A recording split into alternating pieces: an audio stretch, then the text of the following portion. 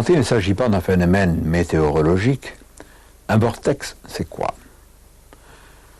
C'est un sas, c'est une porte ouvrant sur d'autres dimensions, disons-le, sur d'autres univers parallèles.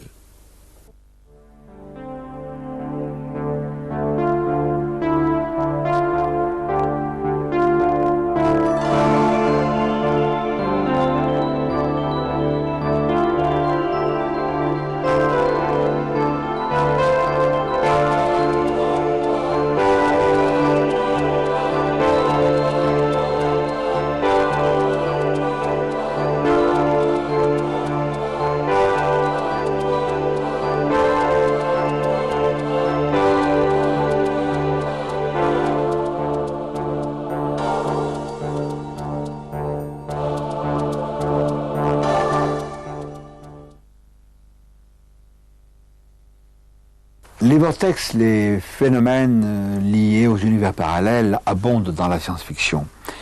Mais est-ce qu'il s'agit seulement de science-fiction? J'ai utilisé moi-même dans nombre de mes ouvrages ces thèmes des univers parallèles, des autres dimensions.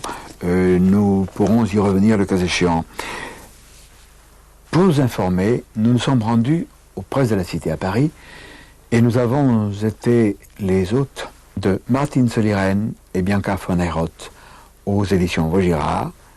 Ils étaient en pleine réunion avec leur staff et nous avons là rencontré Raymond Audemarre.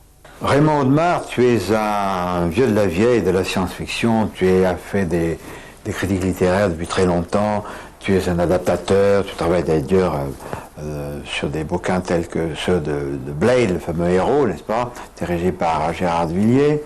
Tu es directeur d'une collection aux éditions Vaugirard. Parlons aussi quand même de confrères qui ont usé et abusé pour le plaisir de leurs lecteurs d'ailleurs, des vortex. C'est vrai que les plus grands de la science-fiction ont utilisé le thème des univers parallèles parce que c'est une façon extraordinaire de présenter un autre monde, une autre conception du monde ou de l'univers sans avoir à passer par le médium qu'est le voyage spatial. Donc le changement d'univers, le passage par un vortex, par un trou, par une déchirure, par une brèche. Je crois que tous les termes ont été utilisés depuis Sheckley ou Sprague de Camp ou Dick ou tous les autres auteurs qui sont intéressés au sujet. Et puis on peut même se dire qu'il y a très longtemps, Rice Burroughs, quand il écrivait les histoires se passant sur Mars, eh bien son vaisseau ne partait pas de la Terre. Il n'y avait pas de vaisseau, à vrai dire. Le personnage simplement regardait Mars d'un ciel et puis en quelque sorte il tombait dans une espèce de trou, dans une espèce d'autre univers et il se trouvait transporté directement sur la planète Mars. Alors c'est vrai que...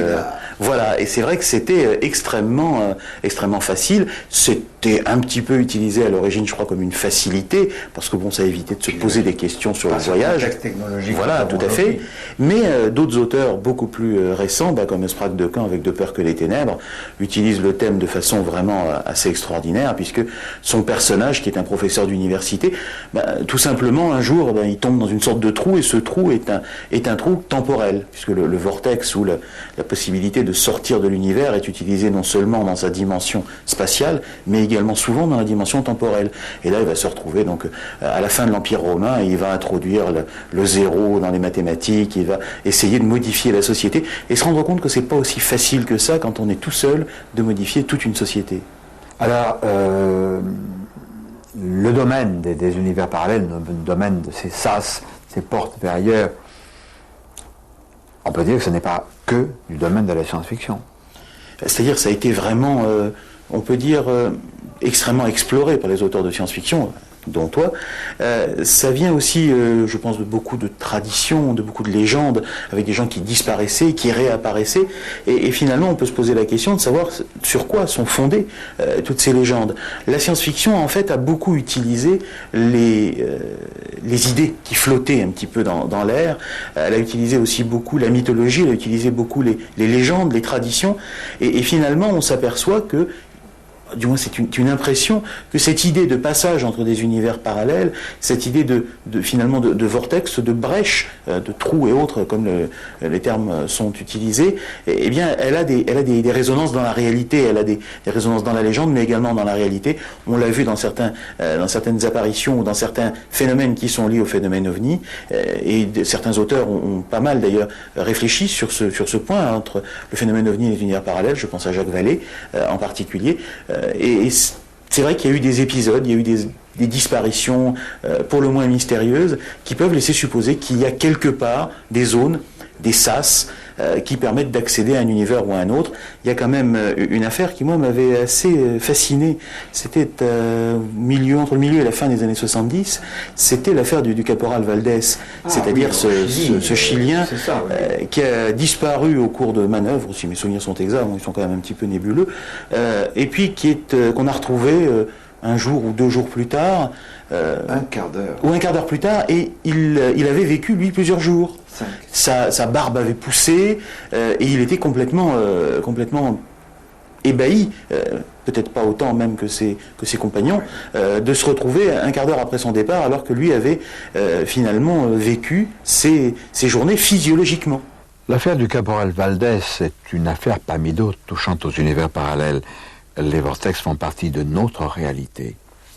C'est pourquoi les personnes qui ont été déplacées au-delà de ces sas qui ouvrent sur autre chose ont été confrontées à des réalités qui n'existent pas sur notre monde. À cet égard, le cas de Jeannette Blum, l'épouse de notre ami Jean Blum, est significatif puisqu'elle aussi a touché du doigt les vortex.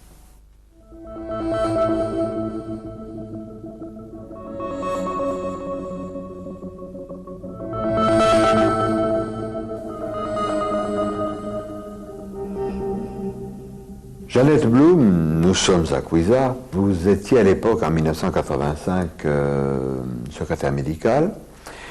C'était en novembre, à 11h du matin à peu près. La journée était belle, mais vous alliez, je crois, offrir un cadeau à un enfant. Oui, à une petite fille de 3 ans, un chien à peluche, dont je me rendais dans ces lieux mystérieux, mais pour moi, ce n'était pas mystérieux parce que je ne m'intéresse pas tellement à l'ésotérisme.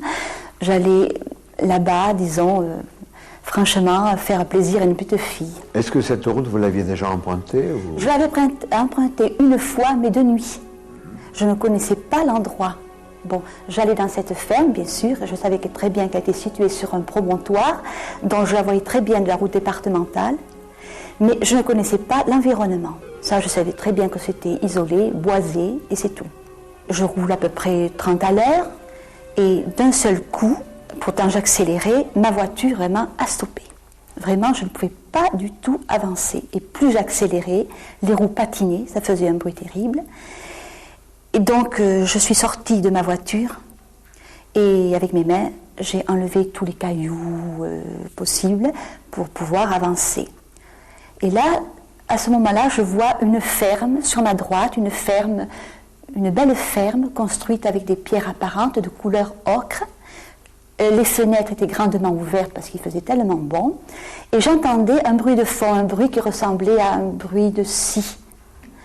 Je me suis dit, bon, puisque je ne peux pas y aller en voiture, je vais y aller à pied.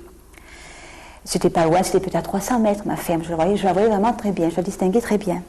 Alors je prends mon petit chien en peluche, je m'engage sur ce chemin, et qu'est-ce que je vois arriver?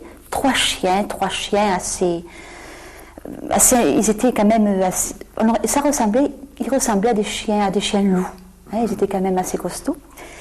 Et ils sont venus vers moi, non pas du tout agressifs, non pas du tout aboyés. Ça j'ai été impressionnée quand même. Et ils se sont rangés devant moi, formant une barrière avec des fences de passer. Hein. Alors, je me suis inquiétée. À un moment donné, je me suis dit, mais où je suis? C'est pas possible, je ne peux pas avancer avec ma voiture, je ne peux pas avancer en marchant. Et c'est là que j'ai vu le panneau, un panneau en bois, à 30 mètres de moi à peu près. Alors, une flèche m'indiquait qu'il y avait Legascou, ça je pouvais le lire étant donné que je connaissais, disons, le nom de la ferme, mais par contre il y avait une flèche qui indiquait l'autre ferme, et là, je n'ai pas pu lire le nom de cette ferme.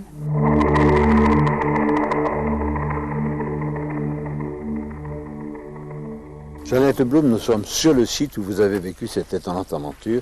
Alors décrivez-nous un peu ce site.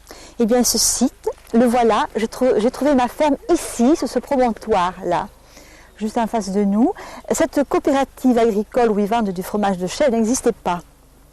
Bon, et à ma gauche, vous avez les Gascous, dont vous voyez dans la ferme, on la voit d'ici, d'assises également en hauteur, sur un promontoire. C'est là où j'étais décidée d'y aller à pied, c'était pas loin, quand j'ai vu que je n'avançais pas avec ma voiture.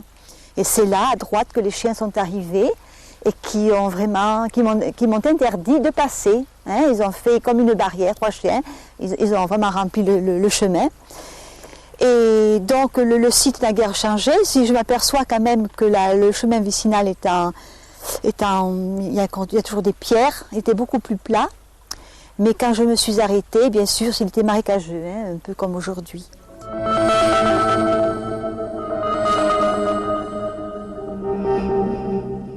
Alors, qu'est-ce que j'ai fait? Je suis rentrée dans ma voiture face au chien et j'ai dit, pourvu que je puisse faire marche arrière. Et marche arrière, j'ai pu faire marche arrière jusqu'à la route départementale. Je suis arrivée chez moi, mon mari est arrivé, je lui raconte cette histoire. Il m'a bien écoutée d'ailleurs. Il m'a dit, écoute, tu téléphones à cette dame et tu lui racontes ce qui s'est passé. Et alors effectivement, je téléphone. Et je le lui dis. Je lui ai dit, je n'ai pas pu te joindre, étant donné qu'il y avait 3 chiens qui me barraient la route. Elle me dit, mais enfin, c'est pas possible, parce que je suis isolée, je suis seule, et je n'ai qu'un chien, il est brave comme tous, un petit toutou, enfin vraiment, hein, pas du tout agressif. Moi, j'ai dit, j'avais 3 chiens qui m'ont empêché de passer. Et j'ai dit, mais ce qui me rassure dans le fond, c'est que tu as une ferme à côté, tu n'es pas tellement isolée. Elle me dit, mais enfin, il n'y a pas de ferme. Je t'assure, il n'y a pas de ferme. Alors quand elle m'a dit ça, je dis, mais qu'est-ce qui m'arrive? Est-ce que je deviens folle ou pas?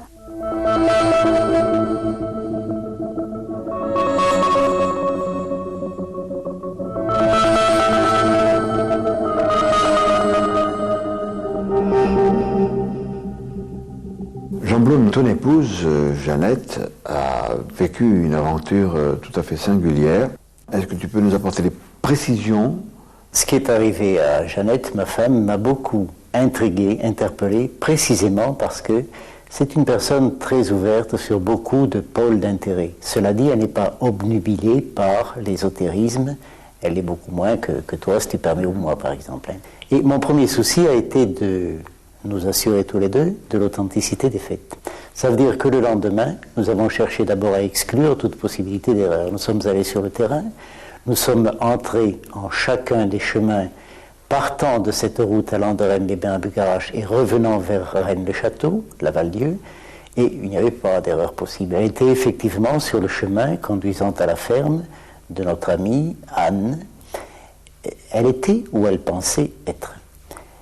Et effectivement, la ferme qu'elle avait vue, la seconde ferme qu'elle avait vue le lendemain, n'y était plus. Mais il y a encore un siècle, des scientifiques auraient exclu la chose ou auraient examiné en tant que curiosité médicale. De plus en plus, la science moderne rejoint certains grands enseignements traditionnels. Les écoles des mystères sont beaucoup plus près de la physique quantique qu'une religion particulière ne l'est de la science du XIXe siècle. À l'heure actuelle, des choses comme la physique quantique considèrent qu'il y a des relations privilégiées, des interférences entre chaque être humain et l'univers tout entier. D'une certaine façon, la physique quantique postule que nous créons l'univers en l'observant. Et certaines écoles de la physique quantique envisagent que l'univers se subdivise à chaque plus court instant possible, ça s'appelle le temps de Planck, ça, et que l'un de ces univers est consacré, sacralisé, dirais-je même, comme réel par notre observation et perdure dans le temps. Mais que se créent des univers fantômes ou existants dans d'autres dimensions qui, à des moments donnés, peuvent interférer avec l'univers vrai. Alors, prenons un cas de figure en 30 secondes. Sur le site de cette ferme, à un moment donné, un monsieur quelconque gagne le gros lot à la loterie. Il hésite entre faire construire une ferme là et aller couler des jours heureux au bord de la mer. Il prend l'hypothèse jours heureux au bord de la mer et il n'édifie pas cette ferme. Mais l'hypothèse qu'il exclut part dans un univers fantôme. Il édifie ailleurs où son double édifie une ferme là et puis, péripéties à n'en plus finir, et à un moment donné, la fréquence vibratoire de cette ferme, d'un univers dont on peut considérer qu'il est et n'est pas en même temps, vient sur une harmonique, ça peut paraître barbare, mais c'est un peu ça la science moderne, vient sur une harmonique vibratoire de notre univers actuel, et un habitant, une habitante de notre univers actuel rencontre cette chose-là. Ça, c'est une possibilité. Maintenant, il y a la plongée dans le temps, il y a d'autres possibilités comme ça. Après avoir interviewé Jeannette Blum sur les lieux, nous continuons le chemin, et sur ce chemin, 2 chiens semblaient nous attendre. Ce qui est surprenant quand je viens dans cet endroit, c'est que je rencontre toujours des chiens. Partout où je m'arrête, il y a des chiens. Et là, voyez-vous, il y en a 2, ils sont vraiment extraordinaires. Et là, vraiment, vous les voyez. Tout à fait. Bon, alors là, ceux-là, ils existent. Mais c'est extraordinaire, j'ai remarqué ça. Je rencontre toujours un chien dans cette région. Il ne faut pas négliger cette histoire de chiens. Il s'agit en fait d'un phénomène de rémanence que l'on rencontre assez souvent dans le cas des autres dimensions. Ainsi, dans la cassette Contact Espace-Temps, on voit Jean-Claude Pantel qui est contacté par des êtres d'une autre dimension, d'un autre ailleurs. L'un de ces contacts eut lieu dans un immeuble de la rue Lafayette à Marseille, dont Jean-Claude Pantel, évidemment, ne possédait pas la clé. Nous non plus, à plus forte raison. Or, quand nous sommes allés, quand notre équipe de tournage s'est rendue sur les lieux, nous étions à la porte et nous avons vu sortir quelqu'un. Nous sommes rentrés. Une autre fois, c'est l'inverse. Nous sommes rentrés à la suite de quelqu'un qui venait pénétrer dans l'immeuble. De son côté, Jean-Claude Pantel a toujours fait la même chose. Il a suivi quelqu'un qui entrait. Ou il est entré parce que quelqu'un venait d'en sortir. Ce phénomène de redondance n'est pas rare dans les histoires de vortex. Ne quittons pas Marseille.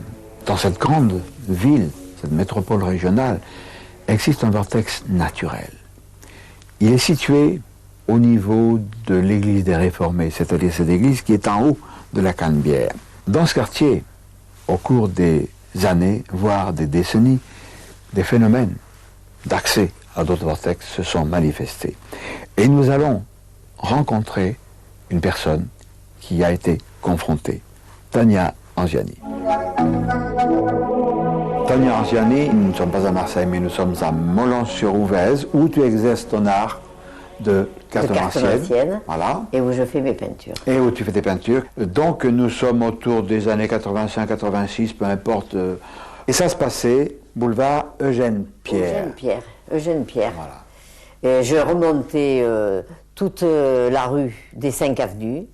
Je passais sur la place du marché et je remontais jusqu'à l'avenue Saint-Pierre. Et lorsque j'arrivais là, je laissais mon chien trotter parce qu'il y avait beaucoup d'arbres et qu'il fallait qu'il fasse ses petits besoins chaque arbre. Et je me suis trouvée, sans m'en rendre compte, dans un jardin, mais un jardin touffu. Je dirais que ça faisait plus forêt que jardin, parce que c'était surtout des arbres, où je ne voyais pas le ciel, ni rien du tout. Par contre, il y avait des roses trémières, qui étaient d'un rose très vif, violent, mais qui avaient des 4 mètres de haut. C'est ça. Et en moi-même, je me suis demandé, et j'ai dit, tiens, mais qu'est-ce qu'elle peut mettre comme produit dans sa terre pour pouvoir obtenir des roses comme ça? Et le chien, pendant ce temps, courait dans l'herbe, il se roulait et tout. Et c'est à ce moment-là que je me suis rendu compte que j'étais chez quelqu'un. Alors je me suis naturellement repris, j'ai vite attrapé mon chien et j'ai reculé de 2 mètres. Lorsque j'ai reculé de 2 mètres, je me suis trouvé dans le boulevard. Comme je ne comprenais pas trop ce qui m'arrivait, je suis retourné en avant et j'étais toujours sur le trottoir. Alors j'ai pris mon chien dans les bras, j'ai traversé l'avenue pour regarder de loin. Il n'y avait toujours pas de jardin, il n'y avait que les maisons devant, le trottoir devant. Mais mon chien, par contre, sentait l'herbe. Il s'était donc bel et bien roulé dans l'herbe. Tu te trouvais tout simplement, entre guillemets, dans si j'avais su, j'aurais avancé. Le fameux vortex qui a son point central aux Réformés. Oui, c'est au Réformé. Dans un rayon de 500 mètres autour des Réformés, c'est ça le vortex de Marseille.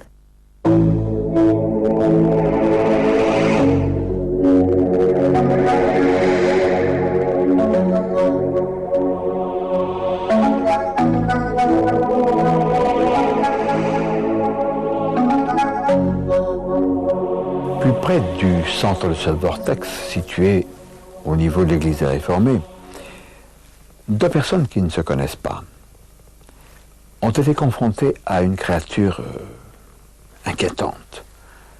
Une créature que notre illustrateur, Roger Roux, a reconstituée en fonction des divers témoignages qui lui ont été communiqués. J'ai le plaisir de retrouver Sultane, que j'avais plus vu depuis des années.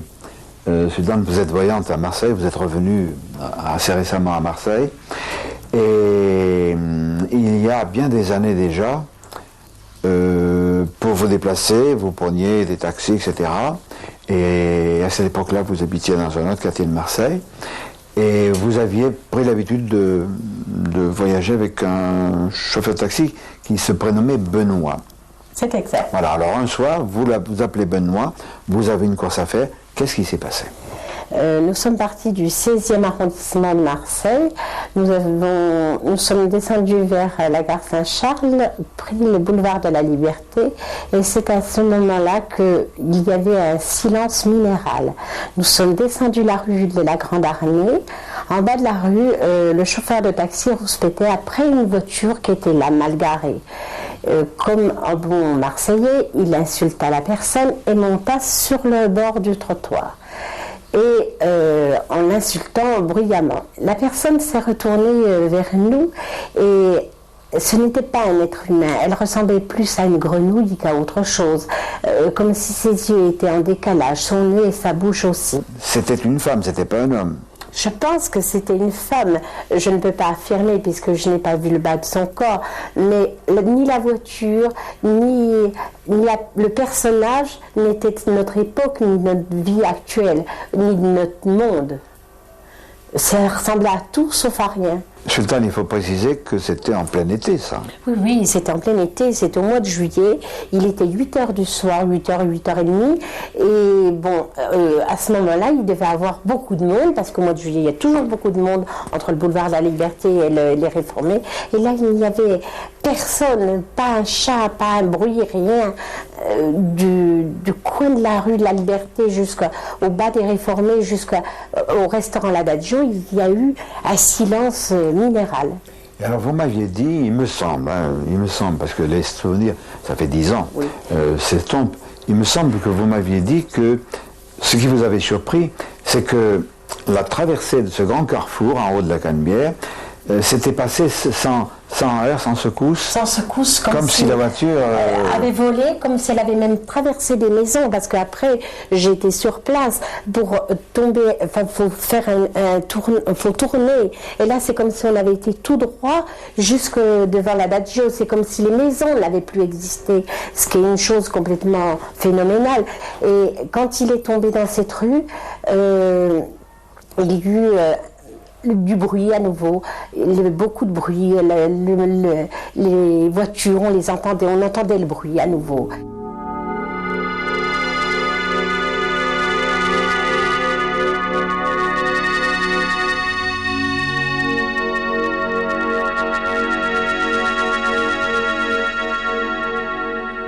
J'avais décrit certains phénomènes d'interaction avec les vortex dans cette région au cours de mon ouvrage documentaire Le Monde étrange décontacté, qui est totalement épuisé et dont l'édition revue augmentée est parue aux presses de la Cité sous le nom Nos maîtres les extraterrestres. Et c'est grâce à ce livre que le radiesthésiste Gérard Jourdan a pu nous amener un autre témoin. Et Gérard Jourdan va nous en parler. Nous sommes sur le parvis de l'église Saint-Vincent-de-Paul, plus connue à Marseille sous le nom de l'église des Réformés. Et Gérard Jourdan, toi et moi, nous connaissons depuis 1984, je crois.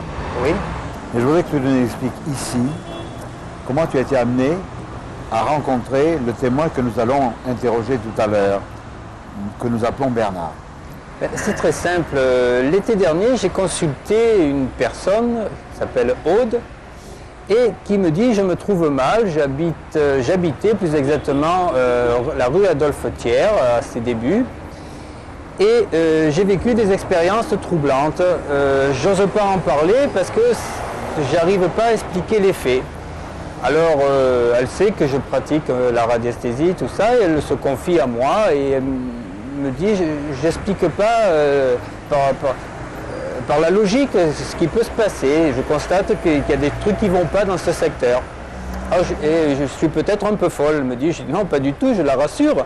J'ai dit, vous n'êtes pas la seule à avoir rencontré des phénomènes bizarres, puisque, je me souviens, en 84, avec Jimmy Gill, nous avons fait une expérience, et je prends sur ma bibliothèque ton livre, Jimmy, et je lui fais lire, donc, un des passages, des pages 91-92, par là, qui cite cette histoire ici. Elle me dit, mais ces faits sont troublants, est-ce que je peux emprunter le livre ? Elle me dit, je vais le confier, il n'y a aucun risque donc pour l'ouvrage, à mon ami Bernard, qui est très intéressé, qui vit dans ce secteur et qui est très intéressé. Donc je lui confie le livre et quelques jours après, donc Bernard m'appelle au téléphone, il me dit, mais c'est quelque chose d'affolant ce qui m'arrive, c'est que l'histoire qui est contée par Jimmy Gill dans ce livre, qui date de 84, je l'ai vécu moi-même il y a de cela 2-3 mois seulement, et c'est exactement ce qui s'est passé.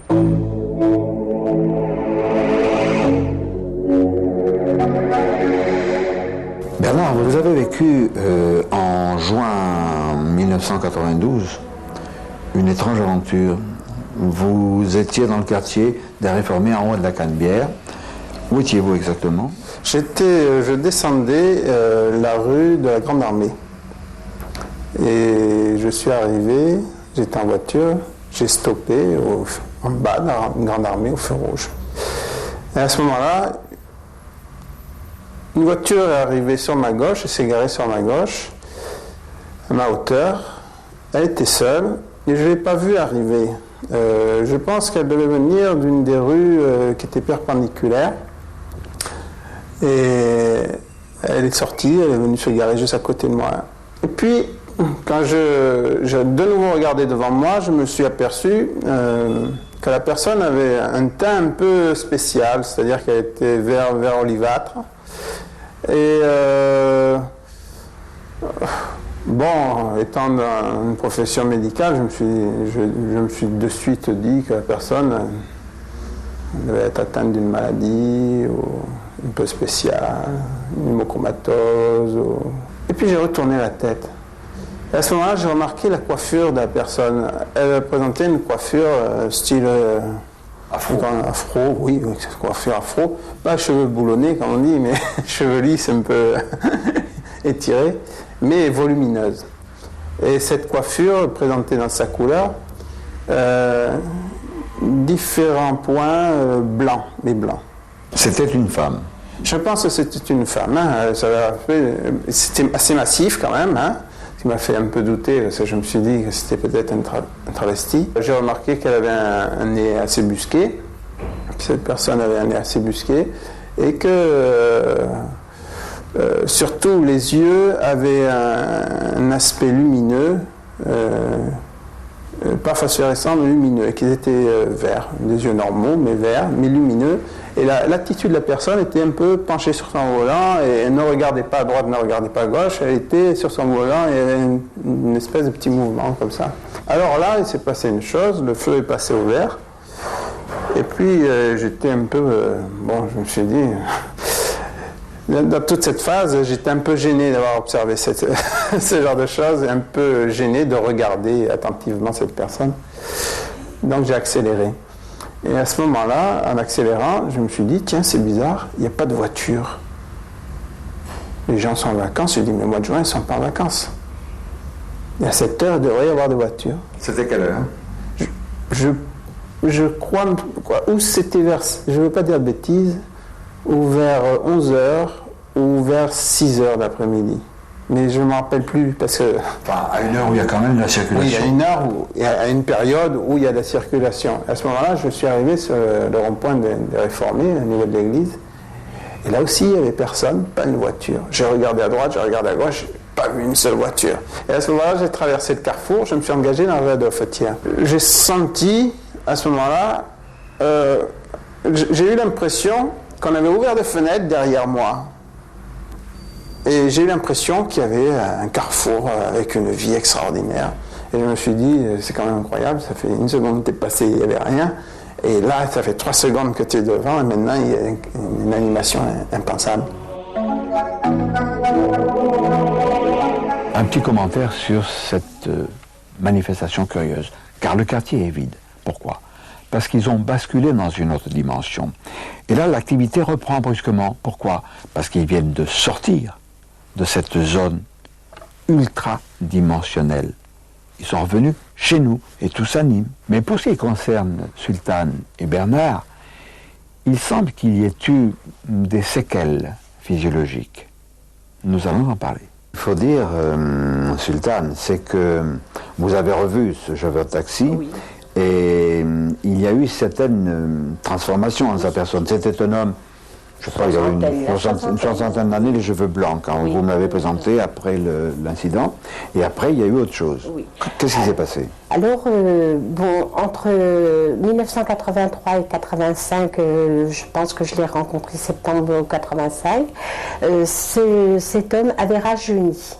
Il avait rajeuni au niveau artère, au niveau même de son corps, il avait rajeuni au moins de 30 ans. En plus, il avait une peau pigmentée marron foncé en 83.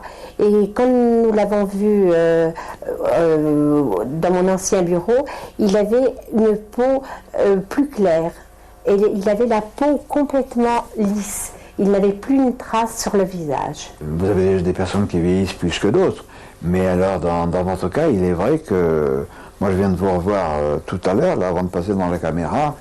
Et la dernière fois qu'on s'est vu, c'était il y a plusieurs années. 86, c'était à 86. Donc, ça fait quand même... Et vous avez... Je n'ose pas dire que vous avez rajeuni, pour que vous ne croyez pas que c'est un compliment, mais c'est presque ça. Je ne change pas et je me sens... On doit ce phénomène heureux probablement à ceux qui, ce soir-là, ont ouvert une porte sur une autre dimension qui vous a permis de passer et de revenir. Sans ça, vous ne seriez pas là aujourd'hui. La seule chose bizarre, ça s'est passé 2 mois après, quoi. J'ai quand même pris 2 coups sur la tête. Est-ce que c'est une coïncidence ou quoi? Avec une massette. Il faut bien le dire, je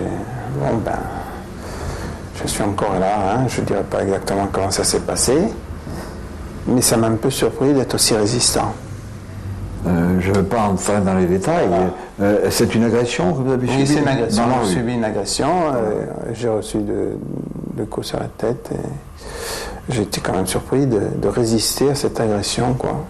Ces 2 personnes, même 3, si l'on invoque Benoît, le chauffeur de taxi que nous n'avons pas pu retrouver, semblent avoir été ressourcés par leur passage dans ce vortex. C'est aussi un peu le cas de ce qui s'est produit en 1979, lorsque dans l'affaire Cergy-Pontoise, ce garçon qui avait été enlevé à Cergy-Pontoise donc, lorsque ce garçon et ses camarades venus à Marseille ont été confrontés à ce phénomène, du moins Jean-Pierre Prévost, il l'a rencontré devant les réformés au Rio, cette entité extraterrestre qui se déplace tout au long de l'affaire Cergy-Pontoise. Et Jean-Pierre Prévost, qui avait fait des nuits de veille, après avoir rencontré cette entité devant les réformés, donc en plein dans le vortex, s'est senti très bien. Il disait textuellement « j'avais une pêche extraordinaire ». Lui aussi avait été ressourcé. Certains vortex sont en corrélation avec des zones chargées de l'histoire. C'est le cas de Théopolis, la cité des dieux. Non loin de Sisteron, existe une pierre gravée en latin qui atteste de l'existence de ce site antique à l'époque romaine.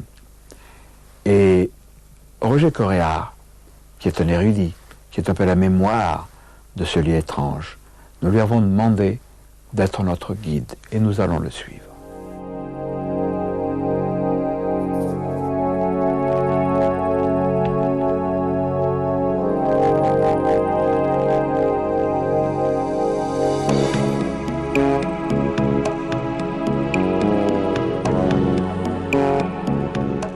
Roger Coréard, nous sommes devant la fameuse pierre écrite. C'est cette route qui va de Sisteron à Saint-Géniès. Cette pierre écrite, elle remonte à l'époque romaine. Oui, elle remonte au début du 5e siècle. Au début du 5e siècle. Et qu'est-ce qu'il y a écrit là-dessus? Alors, c'est très mystérieux. Cette pierre n'est pas datée, mais il est question d'un grand Romain qui se nomme Claudius Postumus Dardanus, qui était préfet du prétoire des Gaules de 409 à 414. Or, comme on parle de Dardanus en tant qu'ex-préfet du prétoire, ex-gouverneur de la Viennoise, ex-questeur, donc c'est après sa dernière fonction, son ultime fonction de préfet du prétoire des Gaules. Donc cette pierre est datée en gros de 415 à 420. Alors, ce qu'elle nous dit, elle dit que Dardanus, son épouse Nevia Galla et son frère Lepidus, qui fut gouverneur de Germanie première, aux environs de 395, ont fait ouvrir une voie praticable qui conduit vers le lieu de Théopolis, locus qui nomen Théopolis est, un lieu qui se nomme Théopolis, lieu qu'ils ont fait fortifier par des murs et des portes, et ceci pour la sécurité de tous.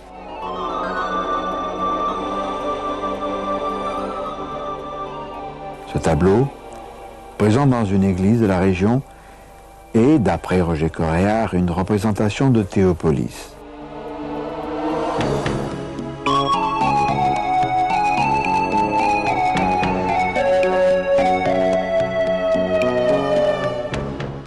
Roger Coréard, nous avons gagné en hauteur, nous sommes en altitude et nous avons à côté de nous la chapelle Notre-Dame de Dromont. C'est un site mystérieux, mais pourquoi? Bon, d'abord de la façon dont cette chapelle a été reconstruite. Après les guerres de religion, tout a été détruit dans la région. D'après une lettre du curé de Saint-Génier de 1656, là derrière nous, en 1656, il n'y avait rien. Il n'y avait qu'un énorme tas de cailloux sur lequel était une croix en bois au pied de laquelle les bergers, les paysans du coin venaient prier. Un jour, un petit berger, Honoré Masse, 12-14 ans, était en prière. Il a entendu la voix de la Sainte Vierge qui lui disait: avant, ici, il y avait une chapelle qui m'était dédiée, je voudrais qu'elle soit reconstruite. Le petit berger a creusé, a découvert des débris de construction, en a parlé à son père, qui en a parlé au curé du village, qui en a parlé lui-même au seigneur de Dromont, lequel seigneur de Dromont a ramassé gratuitement une corvée de paysans, et il s'est mis à faire déblayer le tas de pierres. Et on a trouvé effectivement les débris d'une chapelle qu'on a reconstruite. Et en creusant, on a percé le sol et on est tombé dans cette fameuse crypte qui est en dessous. Donc on peut dire que la redécouverte de cette crypte, qui est pratiquement indatable, nous est venue par intervention divine. Et alors dans ce site, il y a aussi les rochers de Dromont.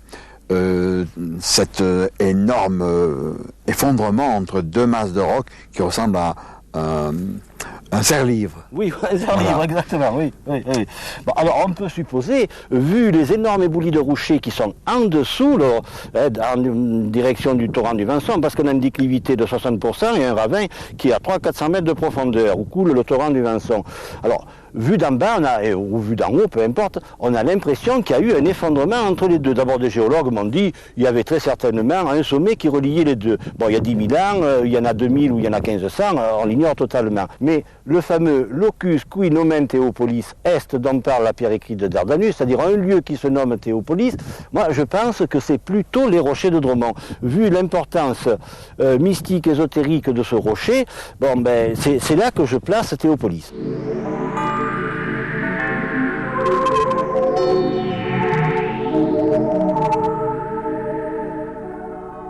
Quand Dardanus est venu, Pierre écrite nous dit qu'il a ouvert une voie praticable qui conduisait au locus de Théopolis, qu'il a fait fermer par des murs et des portes. Or cet endroit est très difficilement fortifiable. Alors je pense plutôt qu'il a fait murer les accès au temple souterrain qui se trouvait sous Dromont. Parce que le légendaire de Saint-Génier veut que sous la chapelle actuelle, il y ait un temple païen. Voilà. Donc moi je pense que Dardanus a fait plutôt murer les accès pour éviter que ce qui était à l'intérieur sorte à l'extérieur. Il se peut très bien que ce soit cela qui est ici. Et il se peut que cette force qui est dans le rocher de Dromont soit à l'origine des très énigmatiques photos qu'à 3 reprises j'ai pris, étalées sur 3 ans, chacune à 1 an de différence, j'ai pris dans cette crypte. En voulant photographier la pierre de fécondité, j'ai pris tout à fait autre chose.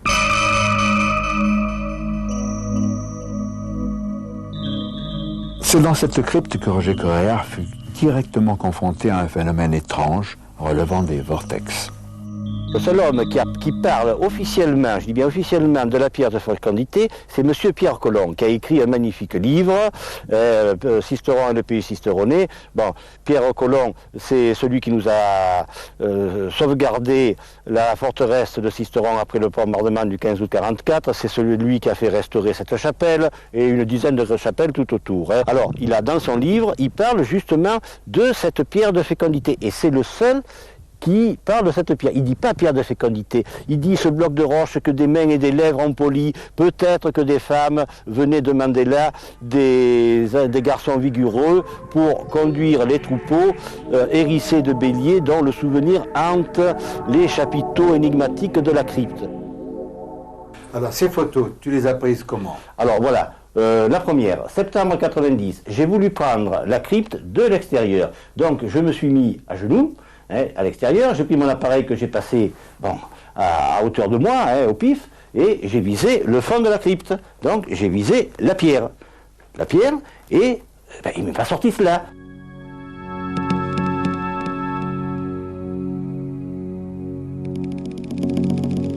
Il m'est sorti cette fameuse pierre qui n'existe pas là-dedans et qui représente, grosso modo, une pierre verdâtre avec dessus des gros blocs de pierre taillés et sur la pierre verdâtre, une figure fantomatique. Alors on a appelé ça le fantôme de la crypte, on n'y a plus pensé. Hein.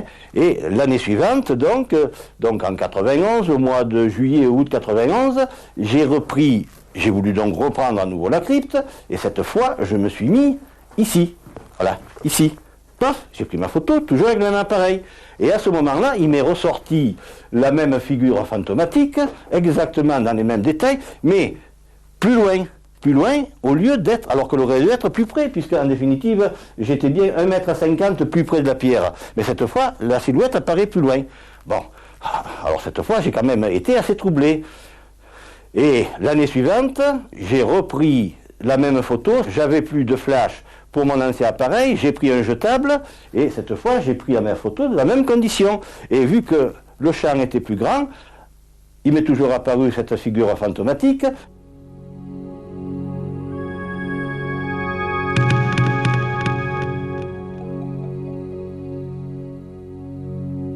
Mais à droite, j'avais le montant de ce qui m'apparaissait être comme un tableau, et à gauche, j'avais ce qui m'apparaissait être comme l'angle d'un coffre en bois. Voilà l'explication de ces trois photos, qui, en définitive, l'objet que j'ai photographié se révèle être dans la chapelle supérieure à gauche et à l'étage supérieur par rapport à nous. Et donc, disons, le pot rose m'a été dévoilé par Alain et Colette, un couple qui était venu dans l'équipe de Gilbert Attard, il y a 3 mois de cela, pour tourner une séquence sur Théopolis. J'étais en train d'expliquer, de commenter la crypte à Gilbert Attard et au groupe. Colette et Alain sont rentrés dans la chapelle latérale, me sont ressortis et m'ont dit « Mais ce que tu nous as montré la soirée précédente quand on mangeait une pizza chez Jean-Louis à Entrepierre, c'est à côté, c'est à côté. » Bon, j'ai vérifié, j'ai compris de quoi il s'agissait, hein. J'ai vu que c'était exactement la même chose que sur mes photos. Bon, donc c'était stupéfiant, ahurissant, tous les qualificatifs peuvent y passer, ça n'explique rien du tout.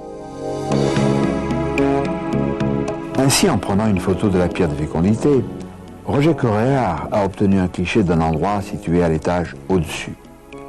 Faut-il voir là les effets résiduels des Fantastic Forces, jadis présentes à Théopolis? La cité des dieux était peut-être une porte sur une autre dimension. D'en bas de la crypte, à 3 reprises différentes, et à mon insu, et là je suis de bonne foi absolument, hein, donc j'ai photographié quelque chose qui se trouvait dans la chapelle latérale en haut à gauche par rapport à moi. Comme une juxtaposition de plans de réalité différentes. Mais oui. C'est typique du vortex. Absolument. Est-ce qu'il y aurait une porte induite? Est-ce que, de par le fait qu'il se passe des choses extrêmement curieuses, on peut, je crois, raccorder cela au phénomène des vortex, ces brèches dans l'espace-temps. Mais oui, pour moi c'est ça. Et ce vortex, il se situerait surtout entre les deux pointes. Nous avons le Dromont, mais de l'autre côté, il y a un autre rocher qui actuellement s'appelle le Sabot, mais qui s'appelait le Dromonnet dans le siècle précédent. Et là, il manque quelque chose. Et là où il manque ce quelque chose, il y a un vide. Il y a un vide, il y a un appel. Il y a quelque chose qui manque, et je pense que c'est là le vortex. Les vortex sont souvent associés à des lieux très chargés. Et c'est ainsi qu'il faudra revenir sur l'affaire Théopolis, où l'on rencontre quand même un certain nombre de similitudes avec Rennes, le château. Il y a une histoire de trésor, il y a de nombreuses observations d'ovnis, et les ovnis ne sont pas absents de la Provence. Ce livre paru aux éditions de Haute-Provence en signale pas mal, un livre peut-être un peu timide, un peu frileux. Enfin, il faut savoir lire entre les lignes. Tout cela crée des convergences. On pourrait dire que il a manqué à Théopolis son abbé Saunière, ou un abbé qui aurait propagé d'autres vérités, d'autres enseignements, d'autres choses secrètes, et qui aurait dépensé sans compter pour que l'on braque les projecteurs de l'actualité sur ces frasques. Ça n'a pas été fait pour Théopolis, qui a gardé beaucoup plus de mystère. Ces vortex sont naturels. Ce sont des phénomènes à la frange du continuum espace-temps. Mais s'il existait des vortex artificiels, si une technologie supraévoluée permettait d'ouvrir la porte, ou des portes, fantastique, science-fiction, pas du tout. Nous l'avons vu dans la cassette Omni USA. Nous avons parlé de la Philadelphia Experiment. Un mot de cette Philadelphia Experiment. Nous sommes en 1943 aux États-Unis, à Philadelphie, comme son nom l'indique, et les Américains, se basant sur les travaux de Nikola Tesla, qui était un super génie, et d'Einstein, décident d'étudier les possibilités de rendre invisible un navire pour qu'il échappe au radar. Et ils choisissent l'Eldridge. Là, après des installations hyper sophistiquées, ce navire et son équipage disparaît brusquement de la rade de Philadelphie pour se matérialiser dans celle de Norfolk, le bond interdimensionnel ou transdimensionnel a été de 640 km. Et de nouveau, après un court séjour, l'Eldridge va se dématérialiser de Norfolk pour venir se rematérialiser dans les installations portuaires de Philadelphie.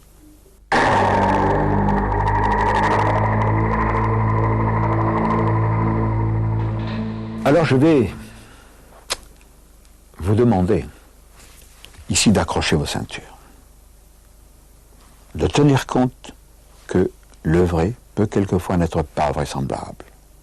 Vous allez entrer dans la fantasmagorie la plus délirante et qui est terriblement réelle. Nous avons rencontré aux USA un survivant de l'expérience de Philadelphie. Il l'a vécu, il était à bord de l'Eldridge, il n'était pas seul. Cet homme aujourd'hui s'appelle Alfred Billek, Al Billek. Pourquoi aujourd'hui? Parce que ça n'a pas toujours été son nom. Du temps de l'expérience de Philadelphie en 1943, il s'appelait Edward Cameron.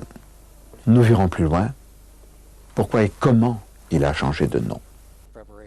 Les préparatifs étaient déjà très avancés pour un test sur un bateau de guerre prévu pour le mois de mars. Tesla était un homme très intuitif. Il a réalisé que les niveaux de puissance qu'il aurait à utiliser pour les champs magnétiques et électriques étaient si énormes qu'il y avait un risque sérieux de dégâts corporels et que l'équipage pouvait même être tué. Donc il est allé voir la marine pour demander plus de temps en disant « Je suis sûr d'arriver à résoudre le problème, mais j'ai besoin de plus de temps. » La marine a répondu que la guerre continuait. C'était une réponse typique à l'époque. Faites ce que vous avez à faire, vous devez respecter la date de l'essai. Donc nous avions le choix, soit tester l'équipement tel qu'il était et espérer pour le mieux, soit saboter le test. Il était très concerné par la sécurité de l'équipage.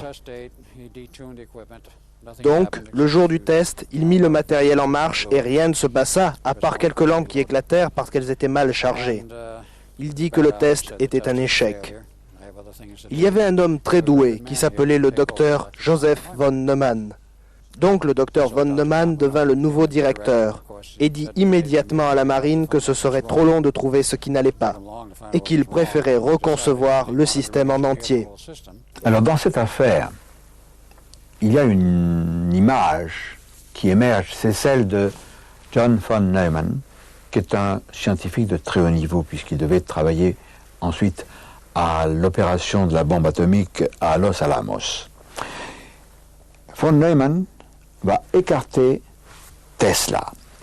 Tesla, dont voici une remarquable biographie classique, parue chez Belin, fort intéressante. C'est lui qui a construit un récepteur radio géant pour RCA, la Radio Corporation of America, qui était la chaîne numéro 1. Ce récepteur, avant qu'il ne le confie à RCA, lui avait permis de capter des messages extraterrestres, d'une espèce humanoïde qui venait des Pléiades, ou d'une confédération de mondes de la région des Pléiades, la région cosmique des Pléiades. Il communiquait. Certains disaient qu'il comprenait une langue étrange que parlaient ses interlocuteurs d'ailleurs. Il a donc été éliminé, mais nous retrouvons dans les années-lumière cet ouvrage de Gary Keener, paru aux éditions Arista. Nous retrouvons ces êtres des Pléiades qui délivrent ici des messages. Nantis d'un savoir venu des étoiles, d'un autre monde cosmique, Tesla savait que l'expérience risquait de mal tourner.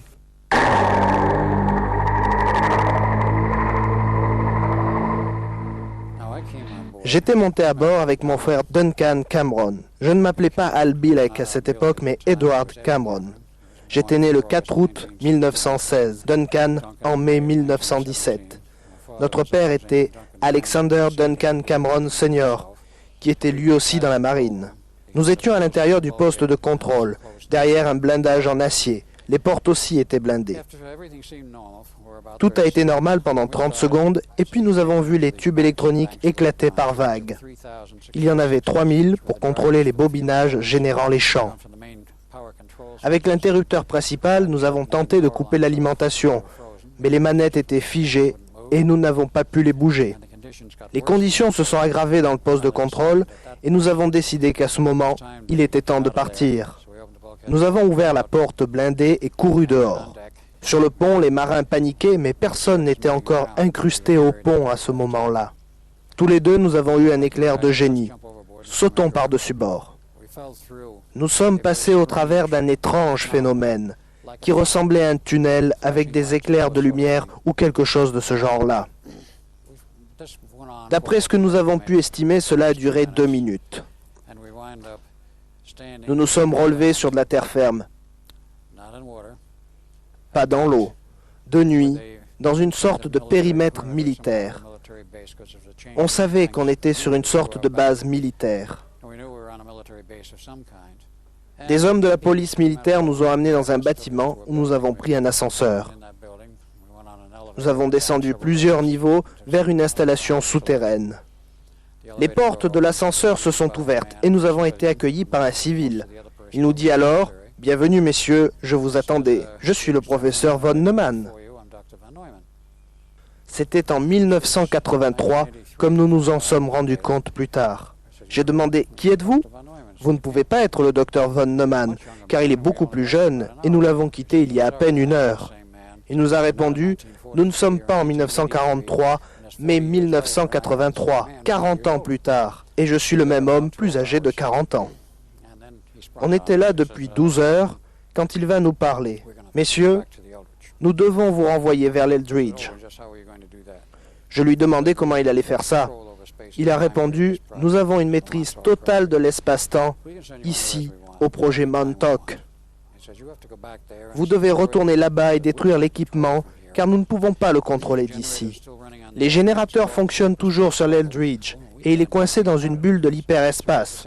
Donc, nous devons vous renvoyer là-bas, et vous devez détruire l'équipement pour que le bateau retourne à son époque normale dans les installations navales de Philadelphie. » Donc, ils nous ont renvoyés. Nous sommes arrivés sur le pont du bateau. Nous avons trouvé l'accès à un poste de contrôle et avons détruit l'équipement. Les générateurs ont commencé à s'inverser.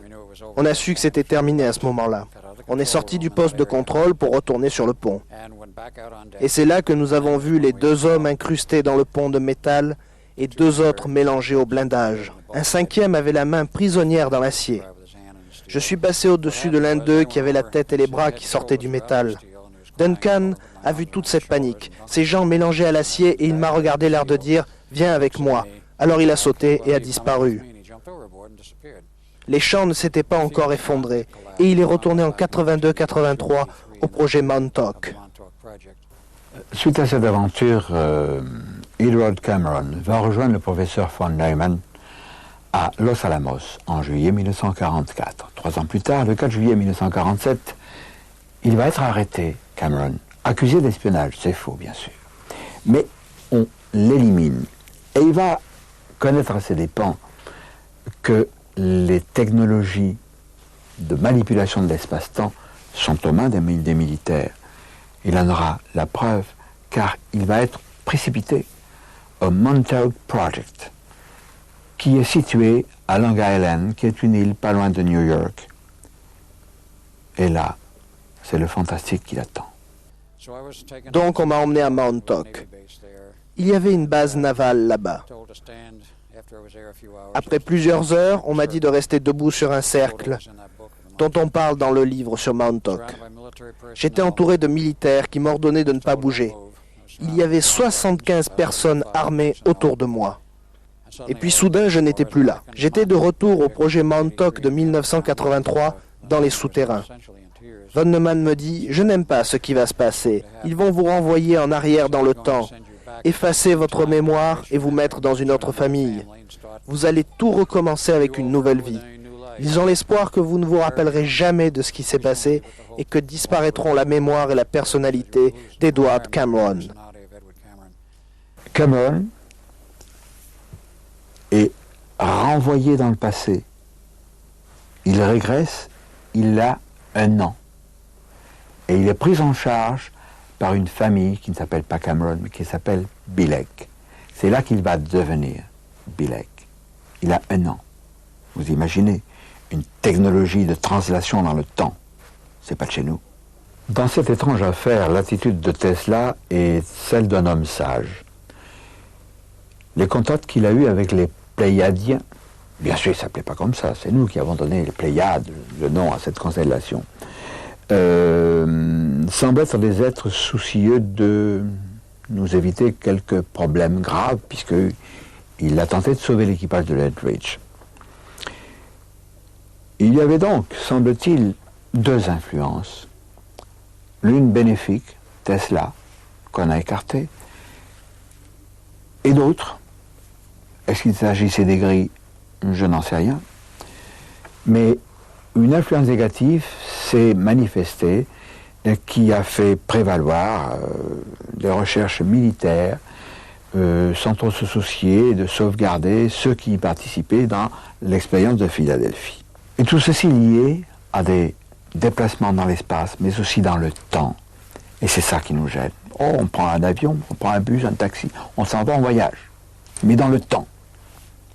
C'est fou. Ça ne tient pas debout. C'est de la science-fiction. Je crois que non. Nous avons eu, et je le prends pour tel, un exemple historique d'un personnage qui a existé pendant 172 ans. On le voit à cheval sur 2 siècles, fréquentant les plus grandes cours d'Europe, étant invité aux tables royales, ne mangeant jamais. On n'a jamais vu manger cet homme. Il consentait à boire un petit peu, quelques gouttes d'eau associée à de la grenadine, je crois, ou de la framboise, peu importe. Cet homme, c'était le comte de Saint-Germain. Cet homme qui sait tout et qui ne meurt jamais, disait Voltaire. J'ai consacré ce roman, La caverne du futur, au comte de Saint-Germain. Alors, le comte de Saint-Germain, voyageur temporel, hypothèse gratuite, et non. Parce que M. de Belle-Île, qui était un ami du comte de Saint-Germain, nous apprend qu'il utilisait, ou qu'il avait au moins une fois utilisé pour sauver sa vie, un pistolet philosophique. Et que faisait-il ce pistolet? Il projetait un flash de lumière et les gens étaient paralysés.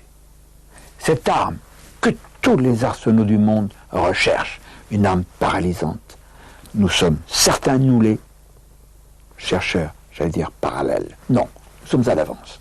Les chercheurs avancés, nous avons la certitude qu'elle existe déjà dans le temps et que nous allons un jour, nous aussi, la découvrir. Comme nous découvrirons beaucoup d'événements fantastiques, beaucoup de réalisations étonnantes et beaucoup de choses que nous retrouverons un jour dans une autre recherche sur les univers parallèles ou les vortex.